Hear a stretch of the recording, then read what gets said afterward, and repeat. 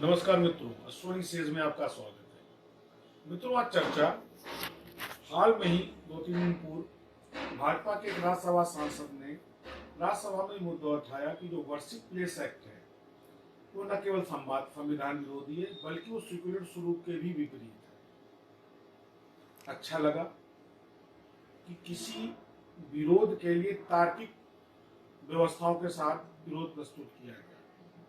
तो मित्रों, क्या वास्तव में जो कांग्रेस वर्शिप प्लेस एक्ट लाई थी, क्या वो असंवैधानिक है?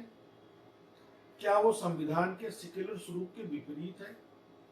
और सबसे बड़ी बात कि क्या वो हिंदुओं के विरोध में लाया गया था मात्र अल्पसंख्यक वोट को संतुष्ट करने के लिए? ये विचारणी पहलू मित्रों सोचने वाली बात है कि दुनिया जानती है और ऐतिहासिक तथ्य है कि हर देश में आक्रांताओं का आतंक रहा है। इंग्लैंड को ले लीजिए, रूस को ले लीजिए, पोलैंड को ले लीजिए, दुनिया के किसी भी देश को ले लीजिए, कुछ समय के लिए आक्रांताओं ने उन देशों पर कब्जा किया, वहां की संस्कृति को नष्ट किया, वहां के धर्म को प्रभावित किया। लेकिन आक्रांताओं के जाने के बाद वहां के लोगों ने, निवासियों ने, सरकारों ने, राजाओं ने पुनः अपने धर्म की स्थापना की, पुनः अपना कल्चर स्टेब्लिश किया, अपनी संस्कृति को बचाया। लेकिन भारत में ऐसा नहीं। क्यों? भारत में इसलिए ऐसा नहीं है कि भारत ना तो संविधान पे चल रहा है, भारत ना तो अपने कल्चर पे चल रहा है, भारत ना तो अपने धर्म पे चल रहा है। भारत चल रहा है तो वोट बैंक पे चल रहा है। वोट बैंक के लिए किसी भी हद तक यहाँ के राजनेता जा सकते हैं। छोटा सा उदाहरण, राम अगर अयोध्या में नहीं होंगे तो कहां होंगे? शिव काशी में नहीं होंगे तो कहां होंगे? और कृष्ण मथुरा में नहीं होंगे तो कहां होंगे? पर ये हिंदुस्तान में विवाद के बिंदु, क्योंकि राम जन्मभूमि का मुद्दा चल रहा था। कांग्रेस सरकार जानती थी कि इसके बाद काशी और मथुरा का भी मुद्दा उठेगा। तो वर्शिप प्लेस एक्ट में कांग्रेस ने प्रावधान किया कि राम मंदिर का मैटर छोड़ के 41 से पूर्व की स्थिति यथावत रहेगी। इसलिए कि कांग्रेस को केवल अल्पसंख्यक वोट को संतुष्ट करना था, उनका कल्याण करना उसका भाव नहीं था। ऐतिहासिक तथ्य भी इस बात को प्रमाणित कर रही है, एएसआई की रिपोर्टें भी इस बात को प्रमाणित कर रही है, फॉरेंसिक एविडेंस भी इस बात को प्रमाणित कर रहे हैं कि जो भी तो विवादित मस्जिदें हैं उसके नीचे मंदिरों के अवशेष पाए जा रहे हैं, उस पर्वत की मूर्तियां पाई जा रही हैं जो सनातन संबंधी हैं। लेकिन इसके बाद भी एक विरोध का मुद्दा है। इसलिए विरोध का मुद्दा है क्योंकि इस मुद्दे से वोट बैंक कंसोलिडेट करता, एकत्र होता है, वोट बैंक बनता है। इन राजनीतिक पार्टियों का कोई उद्देश्य नहीं कि जन कल्याण हो। 1941 में अगर आपको याद हो, तत्कालीन अंग्रेज शासन ने नमक पे टैक्स लगाया था, पूरे हिंदुस्तान में आग लग गई थी। आज कमोबेश हर चीज पे टैक्स है, किसी को चिंता नहीं, किसी राजनीतिक पार्टी के लिए मुद्दा नहीं, उस बृहद स्तर पर कोई आंदोलन नहीं। क्यों?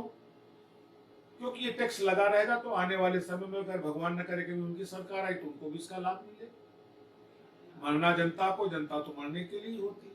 तभी तो 75 साल का इतिहास गवाह कि 75 साल में किसी भी सरकार ने किसी भी बजट में मध्यम वर्ग के लिए कुछ नहीं किया, क्योंकि मध्यम वर्ग वोट बैंक नहीं। इसी प्रकार वर्शिप प्लेस एक्ट जो है उसके पीछे तत्कालीन सरकार का केवल और केवल एक ही उद्देश्य था कि किसी तरीके से एक पर्टिकुलर वोट बैंक को संतुष्ट किया जाए, दूसरे बहुसंख्यकों के ऊपर एक मनोवैज्ञानिक दबाव बनाया जाए और उस मनोवैज्ञानिक दबाव से अल्पसंख्यकों को संतुष्ट करके अपना वोट बैंक बनाया जाए। सोचने वाली बात है, क्या यही सेक्युलरिज्म है? यही धर्मनिरपेक्षता है?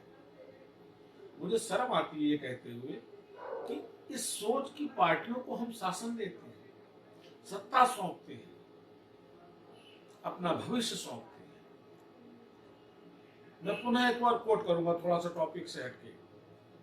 मैं चाहता हूं कि मेरे इस वीडियो के बाद कोई भी बुरी श्रोता मुझको ये बताए कि डॉक्टर भीमराव अंबेडकर ने कहां, कब और किस समय ये मांग उठाई थी कि जातीय आधार पर आरक्षण दिया जाए। मैंने तो कहीं नहीं पढ़ा, हो सकता आप हमारे श्रोता में कोई इस चीज को बता सके तो बता दे, उसके प्रमाणिक साक्ष्य दे दे मेरे पर्सनल मैसेज पे। डॉक्टर भीमराव अंबेडकर ये चाहते थे कि आजादी के पहले 10 साल दलित वर्ग को शिक्षा में आरक्षण मिले, कम से कम निःशुल्क शिक्षा में वो पढ़े लिखे, अपनी मेधा को सिद्ध करे, अपनी श्रेष्ठता को सिद्ध करे और समाज में सम्मान पूर्वक ढंग से स्थापित हो। परंतु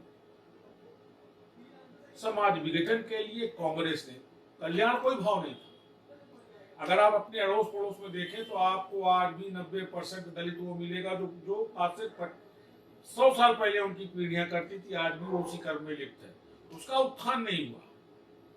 हाँ, मेधा का हनन जरूर हुआ और जिसका दुष्परिणाम है हिंदुस्तान की जो क्लासिकल इंटेलेक्चुअलिटी है वो माइग्रेट कर रही है, विदेश जा रही है। क्यों? यहाँ पे आरक्षण उसका दमन कर रहा है।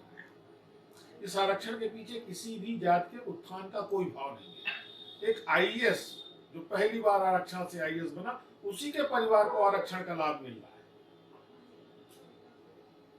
मित्रों, बड़ी विषम परिस्थिति है। ये वोट बैंक की राजनीति देश को सहने सहने दीमक की तरह खोखला कर रही है और उसी सोच का एक दुष्परिणाम है वर्सिप प्लेस एक्ट, चाहे वो कम्युनल वायलेंस एक्ट हो।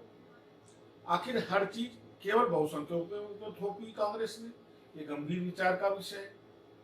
इसके पीछे किसके उत्थान और किसके कल्याण का भाव था कांग्रेस का, ये भी गंभीर विचारणीय प्रश्न है। और सबसे बड़ी बात,